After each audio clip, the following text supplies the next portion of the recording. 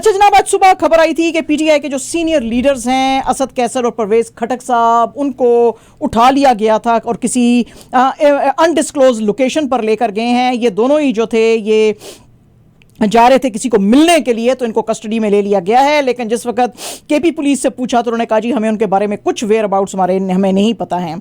Justice Arbab Mohammad Tahir जो हैं Islamabad high court के, उन्होंने कैसर साहब को कहा था कि आपकी जो पिटीशन है उसके ऊपर हम बात करेंगे, और साथ ही उन्होंने अथॉरिटीज़ को कहा था कि बिल्कुल इनको आप जो है अरेस्ट नहीं कर सकते under section 3 of maintenance of public ordinance for hearing, क्योंकि इनकी हियरिंग जो है कल है, तो इनको आने दें अदालत के अंदर। लेकिन बहरहाल जी इन दोनों को, और आपको पता ही है कि इन दोनों को इमरान खान साहब ने कहा था कि जो इनकम्बेंट गवर्नमेंट है पीडीएम की, उसके साथ आप बातचीत भी करें, नेगोशिएशंस भी करें, तो ये बड़े इंपॉर्टेंट दोनों बंदे थे। लेकिन थोड़ी देर के अभी पता चला है कि जी खटक साहब वापस आ गए हैं and he has already held talk with the media, और उन्होंने कहा जी मैं पीटीआई छोड़ रहा हूँ, तो मैं अब उनके साथ नहीं खड़ा हूँगा।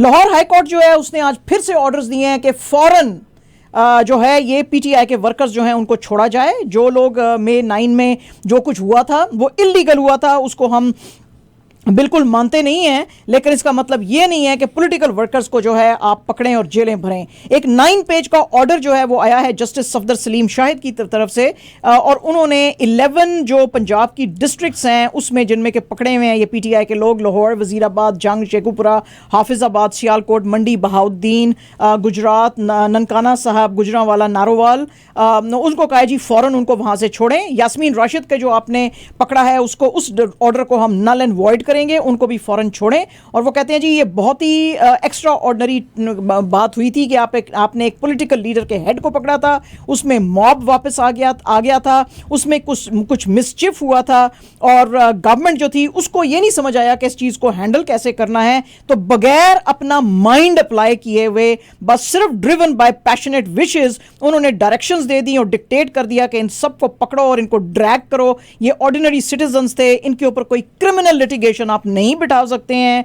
और 1 in 3 केसेस जो थी आपने कहा जी कि इनके साथ प्रोसीडिंग्स भी चलेंगी और इनके ऊपर केसेस भी बनाए जाएंगे, तो इसकी कोई जवाज़ नहीं बनती। लोग जो हैं वो जलसा जुलूस करते हैं, और पॉलिटिकल वर्कर जो होता है उसको आप दूसरे तरीके से हैंडल करते हैं, पकड़ के लोगों को बंद नहीं करते हैं। अच्छा जी, इसके ऊपर मैं बड़ी इंटरेस्टिंग एक आपको एक पीछे ज़रा तारीख में लेकर जाना चाहती हूँ कि अगर हमारे लीडर्स ने सही फैसले किए होते तो आज ये हालात ना होते। एक छोटी सी, बिल्कुल छोटी सी जो है 2 लाइनों की आपको मैं स्टोरी सुनाने लगी हूँ, और वो ये है कि 1971 में जब अनफॉर्चुनेटली हमसे अलहदा हो गया था जो है वो बांग्लादेश, जो अब जिसको बोलते हैं, तो उस वक़्त AR सिद्दीकी वो हेड थे ISPR के, और वो कहते हैं जी कि ये उन्होंने अपने मेमोयर्स अभी सामने उनके आए, और उस मेमोयर्स में उन्होंने बताया है कि मार्च 1971 में चूंकि जीते तो जनरल इलेक्शन मुजीबुर रहमान साहब थे, भुट्टो साहब तो लॉस्ट द इलेक्शन, लेकिन भुट्टो साहब खुद प्राइम मिनिस्टर बनना चाहते थे। तो याह्या खान साहब जो हैं वो बात कर रहे थे मुजीबुर रहमान के साथ, जब भुट्टो साहब ने कहा जी कि नहीं मैं जाके बात करूंगा, हालांकि एज एन अपोजिशन लीडर इनको अपोजिशन में बैठना चाहिए था, नहीं, तो ये इनके साथ बात कर रहे थे। तो AR सिद्दीकी साहब कहते हैं जी कि ये उधर तीनों जब बाहर निकले तो उसके बाद मुजीबुर रहमान ने बड़े प्यार से भुट्टो साहब का हाथ पकड़ा और लॉन में चलते रहे और विस्पर करते रहे उनके कानों में, और उनको कुछ समझाने की कोशिश करते रहे, और लग नहीं रहा था कि भुट्टो साहब समझ में आ रही है उनको, तो 10 मिनट तक वो उनको कुछ समझाते रहे।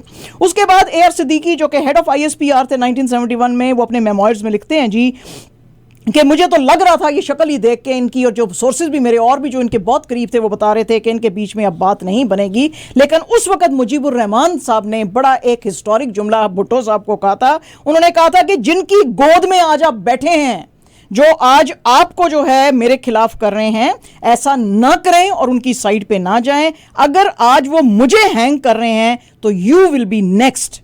लेकिन AR सिद्दीकी साहब कहते हैं कि जुल्फ़िकार अली भुट्टो साहब तो डेमागॉग थे, किसी की परवाह तो वो करते नहीं थे, उन्होंने किसी की परवाह नहीं की। उन्होंने कहा जी ऐसी तैसी, तुम उधर हम इधर, प्राइम मिनिस्टर बनने के शौक में, और मुल्क के हुए 2 टुकड़े।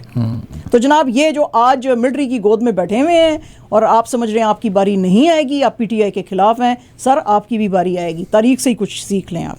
अच्छा जनाब, आज मुनीस इलाही साहब जो हैं, आपको पता ही है उनके वालिद साहब चौधरी परवेज इलाही साहब को अरेस्ट कर लिया गया। उन्होंने आज बिल्कुल सामने आके कहा, उन्होंने कहा जी जो मर्जी क्रैकडाउन कर लें, मेरे वालिद साहब के ऊपर ये जो झूठे ये जो इल्ज़ाम लगा रहे हैं कि 70 मिलियन का एम्बेजलमेंट इसने किया है डेवलपमेंट फंड जो था गुजरात के लिए, ये ऐसा कुछ भी नहीं है, पॉलिटिकली मोटिवेटेड है। लेकिन जो मर्जी मेरे और मेरे बाप के साथ कर लें, हम PTI के साथ खड़े रहेंगे, तो हम उससे पीछे नहीं हटेंगे। वो कहते हैं जी मेरे बाप ने मुझे पहले भी कहा था और अब भी उन्होंने मुझे कहा है जब वो लेकर गए, और मेरे दोनों बल्कि पेरेंट्स कहते हैं we will keep on standing with PTI। Sanjay Dutt साहब जो हैं जी, उन्होंने आज अपनी मां नरगिस दत्त को याद किया है on her 94th birth anniversary, और बड़ी एक प्यारी ब्लैक एंड वाइट तस्वीर उन्होंने डाली है और उन्होंने कहा है I love you and miss you every single day. आपको पता ही है कि नरगिस बड़ी आइकॉनिक स्टार थी। 1940s में उन्होंने काम शुरू किया था और टिल 1967 वो काम करती रही थी, और उनकी फाइनल मूवी एक साइकोलॉजिकल थ्रिलर थी रात और दिन। इन्होंने 5 साल की उम्र में तलाश हक 1935 में जो आई थी उससे अपना शुरू किया था करियर, और फिर जो प्रॉपर एक्टिंग करियर था फिल्म तमन्ना जो 1942 में आई थी उसमें आई थी। तो आज उनके बेटे ने उनको याद किया और बेटी ने भी। Iconic personality. अच्छा जी, लास्ट नवंबर में एक खबर आई थी कि अर्जुन कपूर और उनकी जो गर्लफ्रेंड है मलाइका अरोरा खान, वो जो है शायद उनके बच्चा होने वाला है, और उसके ऊपर बड़े गुस्से में आ गए थे अर्जुन कपूर साहब, और इंस्टाग्राम स्टोरीज पे उन्होंने कहा था कि ये जो झूठी खबरें हैं, फेक न्यूज़ है, इसको मना करना चाहिए। आज भी एक इंटरव्यू में वो बात कर रहे थे, उन्होंने कहा जी आपको कैसा लगा जब आपके खिलाफ आई थी वो खबर नवंबर में? तो उन्होंने कहा जी ये बिल्कुल, ये जो लोग हैं जर्नलिस्ट, ये इस तरह के जो कि झूठी खबरें छापते हैं कि कैजुअल, इनसेंसिटिव, एब्सोल्युटली अनएथिकल तरीके में गार्बेज न्यूज़ वो लाते रहते हैं अपने TRP के बढ़ाने के चक्कर में, और हम हमेशा इस गार्बेज, फेक, गॉसिप आर्टिकल्स को इग्नोर करते रहते हैं। उसकी वजह से जो है इनकी हिम्मत और बढ़ती रहती है, क्योंकि कोई हिम्मत नहीं करता है इनको शट अप कॉल देने के लिए। तो इनकी कोई जरूरत नहीं होनी चाहिए कि हमारी पर्सनल लाइव्स में झांकें। तो मैं अब भी इनको ये कहता हूं कि इसमें कोई सच्चाई नहीं है और इनको ज़रा जो है खामोश रहना चाहिए।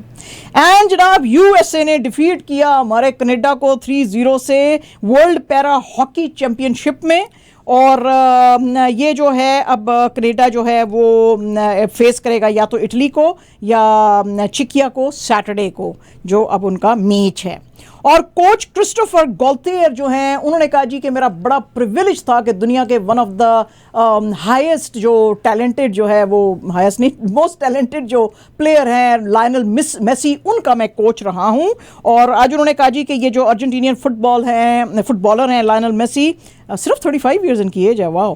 तो वो कहते हैं जी he will leave now PSG at the end of the season, और 2 साल का इनका कॉन्ट्रैक्ट था जो कि अब जो है ख़त्म हो जाएगा, और उसके बाद वो इनके साथ शायद कंटिन्यू नहीं करेंगे। और वो कहते हैं जी कि इनका लास्ट मैच जो है क्लेमोंट में के साथ होएगा सैटरडे को, और यहाँ पे जो है पार्क डी प्रिंसेस के अंदर होएगा, और जैसे ही जून के एंड में इनका कॉन्ट्रैक्ट खत्म होएगा ये उसको रिन्यू नहीं करेंगे। इन्होंने अभी तक जो है 21 गोल्स और 20 असिस्ट किए हैं PSG के लिए ड्यूरिंग दिस सीजन। और आपको पता ही है कि अर्जेंटीना को भी दिसंबर में ये he led them to victory in Qatar world cup जो हुआ था। 7 टाइम्स बैल्डियोर इन्होंने जीता है।